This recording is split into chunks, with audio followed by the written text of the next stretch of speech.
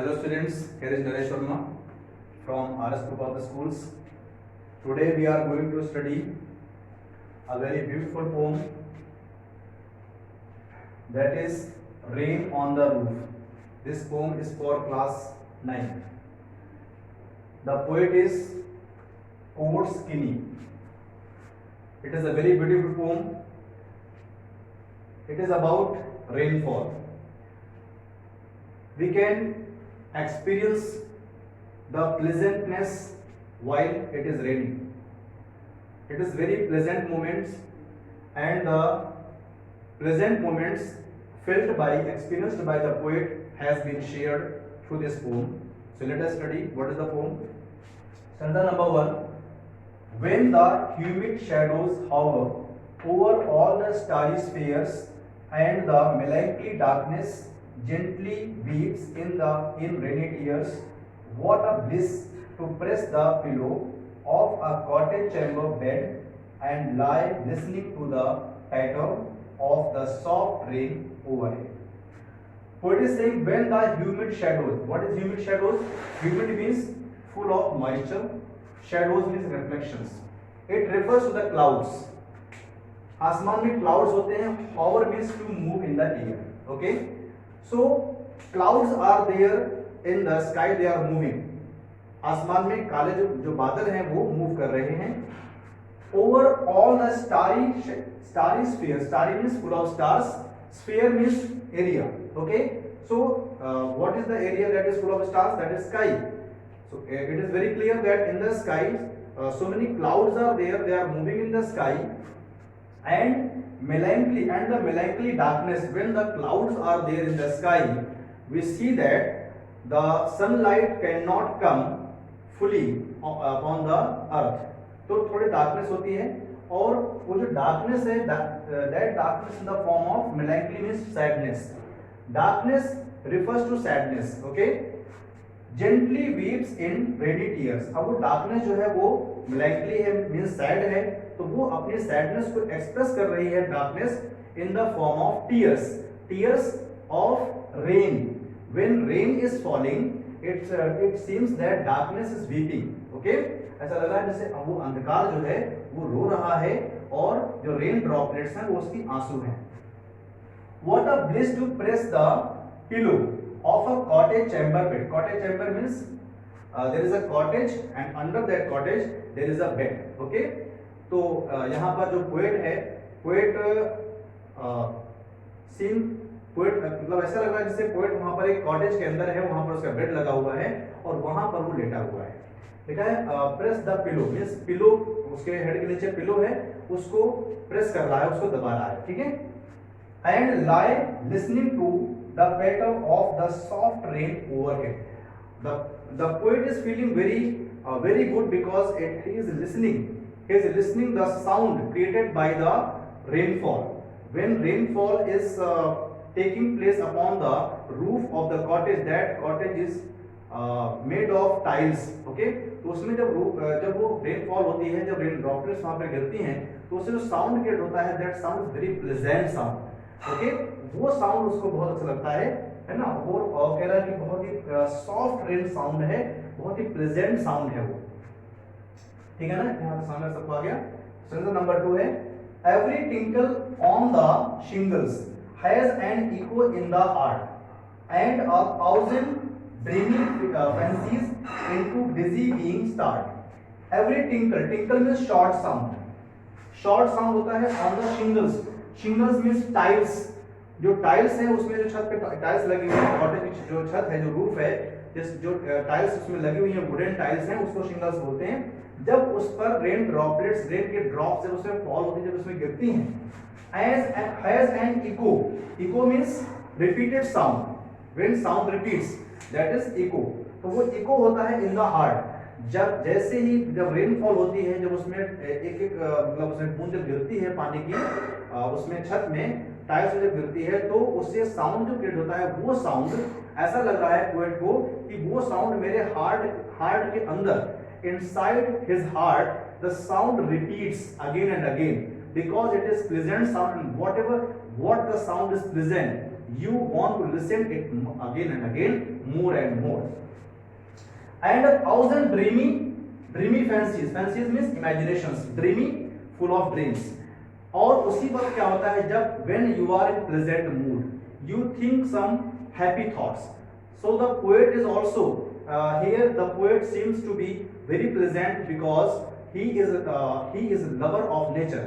ठीक है ना, तो वो साउंड को सुन करके बहुत खुश है, बहुत हैप्पी है, और उसी वक्त उसको जो है बहुत सारे thousands of dreamy thoughts, मतलब ड्रीम उसके सपनों में बहुत सारे ऐसे थॉट्स आते हैं. They are very very pleasant, very very happy thoughts. Into busy being start. Busy beings को बोला गया है, busy being refers to the poets. Poets are always busy in thinking thoughts. वो थॉट्स हमेशा थॉट्स में वो बिजी रहते हैं, एब्जॉर्ब रहते हैं. तो यहाँ बोला गया है बिजी बीइंग मतलब the poet himself is busy, himself starts being busy in the thoughts. Okay,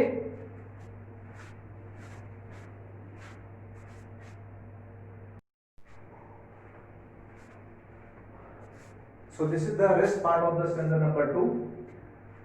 And 1,000 recollections weaves their air threads into woof as I listen to the patter of the rain upon the roof. Poet is saying when he was absorbed in thinking happy thoughts, तो कह रहा है कि मतलब 1,000 recollections means past memories. He recalls his past memories and that is a number of memories are there. Weaves their air threads into woof. अब उसकी जो memories है वो हवा में है, means his imaginations are just like air threads, है ना. और एयर थ्रेड्स के माध्यम से क्या करता है, अपनी मेमोरीज का एक पूरा कलेक्शन बनाता है पूरा. ठीक है ना, बहुत सारी मेमोरीज उसके दिमाग में आती हैं. वही कह रहा वूफ मीन्स होता है, वूफ एक वर्ड है वेफ्ट से निकल के आया है वूफ, और वेफ्ट मीन्स होता है क्लॉथ. जिस तरीके से हम कपड़े को बुनने के लिए बहुत सारे थ्रेड्स का इस्तेमाल करते हैं और उसको हम क्या करते हैं, इंटरवूवन करते हैं, उस तरीके से उसकी जो उसकी पास्ट मेमोरीज हैं वो सारी मिल करके जैसे एक कपड़ा बुना जा रहा है, अपनी यादों को वो बुन रहा है. ठीक है ना. as I listen to the patter of the rain upon the roof, ये कब होता है, when the poet listens carefully the pleasant sound created by the rainfall when the rain is falling upon the roof of the cottage. जब rain droplets cottage की छत पर गिरते हैं तो उससे बहुत ही प्लेजेंट जो साउंड निकल के आता है, उस वक्त जो पोएट है बहुत हैप्पी मूड में है और इस वजह से उसके जो पास्ट मेमोरीज हैं वो उसके दिमाग में बहुत सारी आ रही है. Now stanza number 3. Now in memory comes my mother as she used in years agone to regard the darling dreamers ere she left them till the dawn.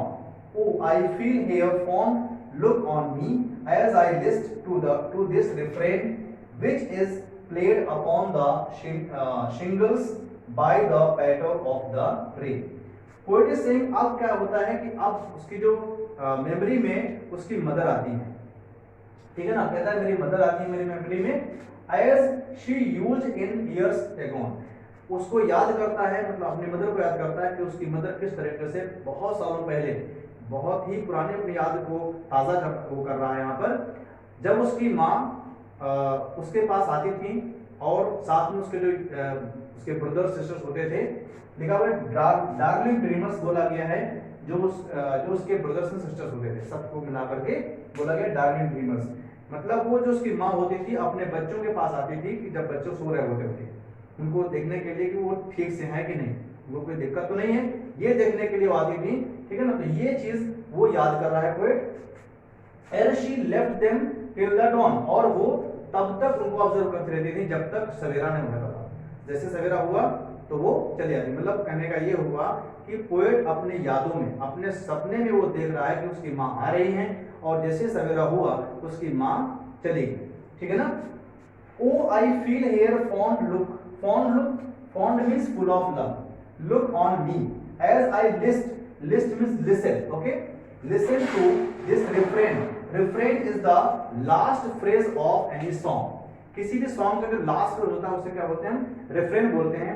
लेकिन यहाँ पर रेफ्रेन क्या है, refrain is the sound of rainfall.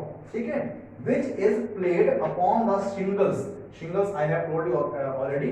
The shingles is the tiles, ठीक है ना, वो tiles जो बनी हुई है shingles बोलते हैं. By the patter the sound of rain, of the rain. Okay, तो यहाँ पर वर्ड कहता है air means before. Air क्या है? Before. This is the short form of before. She left them, मतलब जो उसकी माँ है सुबह होने से पहले वो चली जाती थी. आगे क्या? O I feel her fond look on me. Poet कहता है कि मैं यहाँ पर अभी भी मैं फील करता हूँ उनका जो फॉन्ड लुक था, जो उनका ऐसा लुक था, मतलब the look full of affection. एक माँ अपने बच्चों को अफेक्शन के साथ देखती है, तो वही कह रहा है कि अभी मैं फील कर पाता हूँ कि मेरी माँ मुझे अफेक्शन, मतलब मेरी माँ के हृदय में बहुत अफेक्शन है, बहुत प्रेम है, और उसे उसी दृष्टि से मुझे देखती है वो. As I listen to this reference, जब मैं ये सुनता हूँ, क्या सुनता हूँ? रेफरेन, मतलब ये जो आवाज हो रही है, जो रेनफॉल की जो आवाज हो रही है, जब मैं उसे सुनता हूँ तो मुझे माँ की अपनी याद आती है कि किस तरीके से माँ मुझे इतना प्यार से मुझे देखती थी. Which is played upon the shingles, जो रिफ्रेन मतलब जो साउंड उस शिंगल्स में, यानी कि जो रूफ है, जो टाइल्स है, उसके ऊपर जो ड्रॉपलेट्स गिर रही हैं, उससे साउंड क्रिएट हो रहा है, उसकी बात कर रहा है. ये तब होता है by the patter of the rain, और जब रेन, ये जो रेन का साउंड है उसकी वजह से जो मतलब जो बहुत अच्छा साउंड, प्लेजेंट साउंड जो क्रिएट हो रहा है, रेन की फॉलिंग की होने की वजह से जो साउंड क्रिएट हो रहा है, उस साउंड वो साउंड इतना प्लेजेंट है कि जो पोएट है उसके दिमाग में बहुत सारे हैप्पी थॉट्स आते हैं, बहुत ऐसी मेमोरीज उसकी हैं जो स्वीट मेमोरीज हैं, वो उसको रिकॉल करता है और बहुत ज्यादा एंजॉय करता है. तो this is the whole poem. Okay, and I hope that you have understood the poem very well. Thank you very much.